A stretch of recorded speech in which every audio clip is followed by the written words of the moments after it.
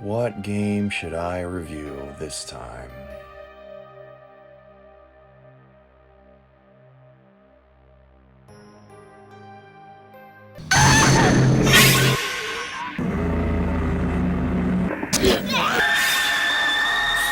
What was that?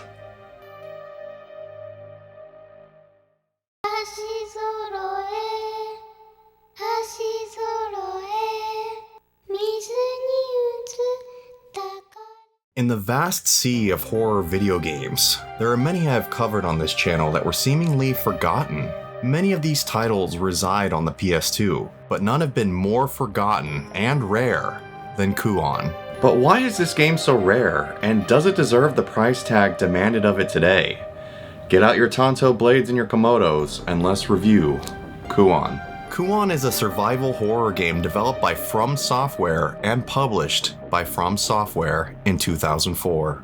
The plot of the game takes place in Fujiwara Manor in Kyoto during the Heian period in Japan. You play as 3 characters, whom all have different reasons for coming to the manor.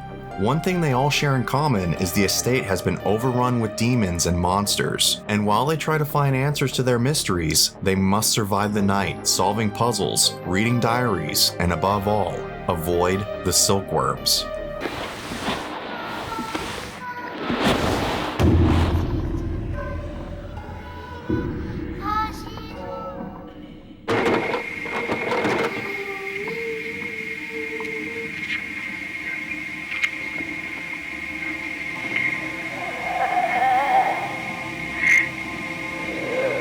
At the start of the game, you are given the choice of 2 out of the 3 playable characters, each having their own strengths and weaknesses when it comes to melee and magic abilities, as well as their stories taking place within different times of the same night, all leading up to the conclusion. Yin, a melee-focused character, whom can use magic, but at the cost of speed and accuracy. Yang, a magic-focused character, whom has melee attacks, but they are weaker and slow. The mechanics of the game are best described as tedious. Yes, sadly the gameplay mechanics are painfully slow, and to make it worse, you repeat the same actions of these mechanics for hours with each individual character, which is switching between the same melee animation over and over to using slow-acting magic abilities.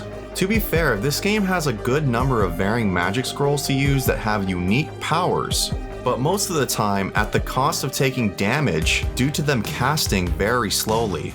You get healing items as you go as well, but in reality, I barely had to use them due to each character having the ability to meditate, which restores all stamina and HP for an unlimited number of times. The overall map of the game I found very beautiful due to how accurate the setting looks to its real-life counterpart in Japan.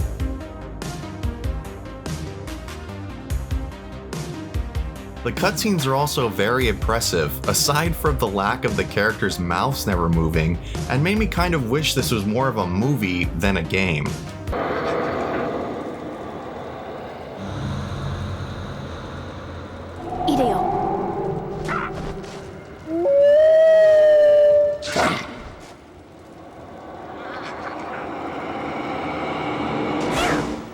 You can tell that the developer of the game was heavily inspired from survival horror games before it, such as Resident Evil, Fatal Frame, and Silent Hill, having set camera angles as well as finding spirit-cleansing boats used to save your game, much like the ink ribbons in Resident Evil.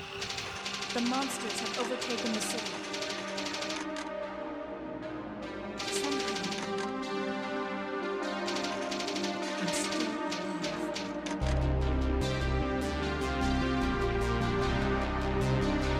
Something I wish the developer also carried over from other survival horror games is their load times when venturing from room to room. The load times in this game break up the flow so much that I found myself at times feeling mentally exhausted having to read each title of each room over and over again, and as I played, that was reinforced when having to see them all again when using other characters. I understand the developer wanted the game to feel as if you were exploring the real estate, but that is what the map and visuals are for. The bosses and monsters of the game were pretty interesting, but sadly, they are repeated so much that they lose their charm after the first hour. Now I have to be honest here, and I'm sure there's going to be collectors that see this video and are going to get mad because their high valued collector's item may lose interest and value after people see this video. But fuck them, I have to be honest with you. This game is not bad, but it is painfully boring. The amount of repetitive actions in this game are ad nauseum, which sucks because the plot of the game is really unique and cool when things are actually happening, but in order to get anywhere, you go through hours of the same combat just to get a cutscene. Let's have some fun.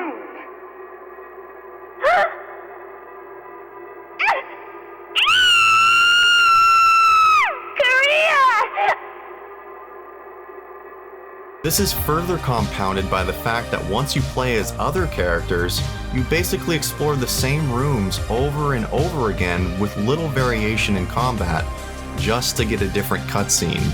On a scale of 1 to 10, I give Kuon a 6. This game's setting is very cool and the character designs are outstanding. The plot gives you, the player, that feeling of mystery and intrigue, but sadly, that's where the positives end and get overshadowed by the hours of repetitive actions you need just to get a cutscene that's less than a minute long.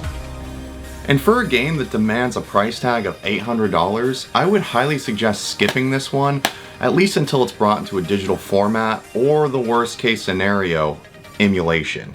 Now if you guys enjoyed this video, be sure to hit the like button, subscribe, and I'll see you on the next game review, but I gotta get out of here because I just got a hot tip on another holy grail video game that I need to go pick up.